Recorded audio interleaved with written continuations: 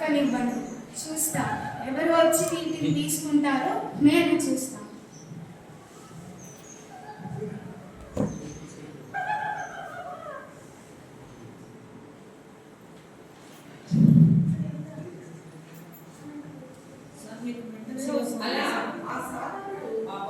ఎవరు తెలుస్తారో అని వారిని చెడగొట్టడానికి వచ్చి చూస్తున్నాడు. ఇప్పుడు ఆ బహుమతి ఎవరు తెలుస్తారో చూద్దాం.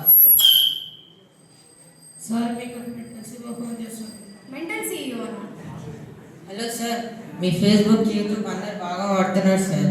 ఆ ఫేస్బుక్ యూట్యూబ్లో నాకు ఒక మంచి కాన్సెప్ట్ ఉంది సార్, ఎప్పుడు మాట్లాడుకుందాం. మీ వల్లే మీరు కనిపెట్టిన ఫోన్ల వల్ల వీళ్ళు పిక్చర్ అయ్యారు. సార్ మీకు ఫ్రీ ఫైర్ ఫోన్ చేస్తాను.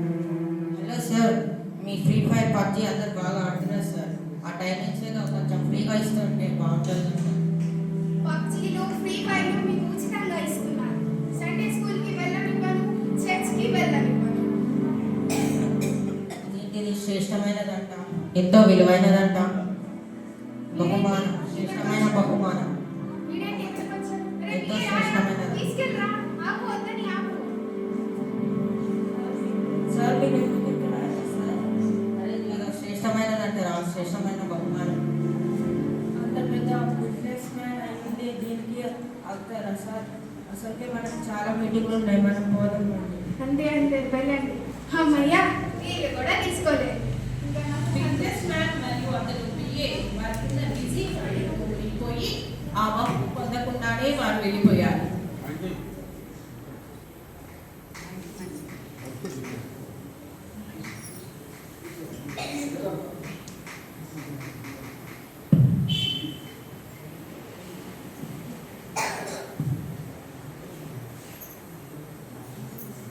అమ్మో, ఎవరో వచ్చాడే, వస్తాడండి వయ్యారు.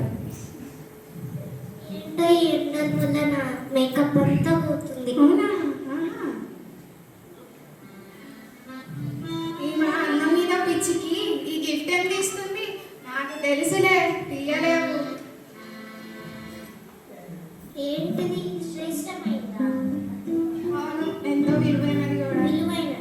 నువ్వు తీయలేవు. ఉచితమైనదా? నీకొద్దు, నీకున్న అన్నానికి ఇది వద్దు. అయినా నేనే పెద్ద గిఫ్ట్ ఈ లోకానికి, నాకెందుకు లేదు గిఫ్ట్? అది అంతే. అమ్మయ్య, నేను కూడా తీసుకోలేదు. ఈ అమ్మాయి కూడా తనకున్న అందం మీద దృష్టి పెట్టి ఆ బహుమతి పొందలేకపోయింది. అందం మోసకరం, సౌందర్యం వ్యర్థం అని తెలుసుకోలేకపోయింది. ఇప్పుడు ఎవరు వస్తారో ఏమో.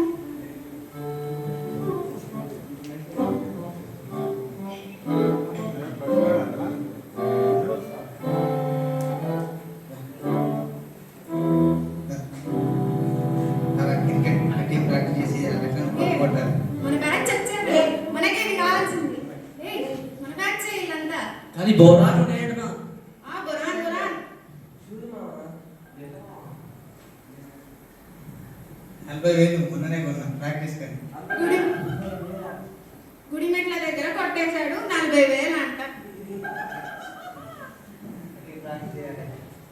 సరే ఇక్కడ ఏముంది? 9,000 అంట. శ్రేష్టమైన వీడేంటి ఆటలాడుకోకుండా వచ్చి ఇంటి దగ్గర ఆగాడు? విలువైనంత, ఉచితమైనంత. ఏయ్, వచ్చి ఆపరా, నీ ఫ్రెండ్ నాకు. ఇక్కడ ఎందుకు వస్తున్నాడు? ఏయ్, మనకి ఇది వద్దు. Practice time boy. ఇలాంటి ఈ ప్రాక్టీస్ మీరు చేసుకుంటున్నాను. అలా ఆ ఇద్దరు సంతోషకరమైన వ్యక్తులు ఆ బహుమతి విలువను తెలుసుకోలేక ఆ బహుమతిని తెరవకుండానే వెళ్ళిపోయారు. అయ్యో, పొద్దున్నే పిల్లెదురు వచ్చింది. ఈరోజంతా ఎలా ఉంటుందో ఏమో. అమ్మయ్య, పిల్ల వచ్చిందంట. నేమో ఈ గిఫ్ట్ తీసుకోలేదు. నాకు అదే కావాలి. నాకు తెలుసు నువ్వు తీసుకోలేవు. అందరూ ఏదో బహుమతి బహుమతి అంటున్నారు. అది నేను కూడా పొందుకుంటే బాగుండు. ఎలా పొందుకుంటావా? నేను చూస్తా. ఇదేనా బహుమతి? అవును. ఎంతో విలువైనదంట, శ్రేష్టమైనదంట, ఉచితమైనదంట. వద్దు మనకది, అసలు అది కాదు. అవును, ఈరోజు అమావాస్య కదా, రాహుకాలం. మనకెందుకులే, నెక్స్ట్ టైం చూద్దాం. అమ్మయ్య, తిను కూడా వెళ్ళిపోయింది. అలా ఈ స్త్రీ కూడా మూఢనమ్మకాల్లో పడి ఆ బహుమతిని పొందలేకపోయింది. ఈసారి ఎవరు వస్తారో ఏమో, ఎలా ఆపాలో ఏంటో చూద్దాం.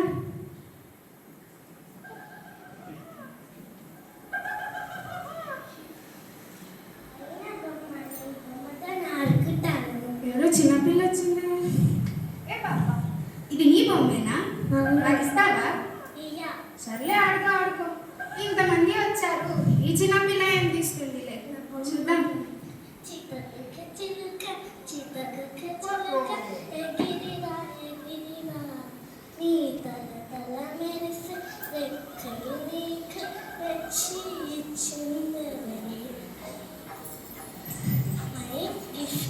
ఏయ్, తినండి ఇక్కడ అనింది. ఏం తీసుకోకు తీసుకోకు, అని మనకొద్దు. నువ్వు ఆడుకో, వెళ్ళు వెళ్ళు వెళ్ళు, తీసుకోవద్దు. అయ్యో, నేను ఓడిపోయానే. చిన్నపిల్ల చేతిలో నేను ఓడిపోయాను.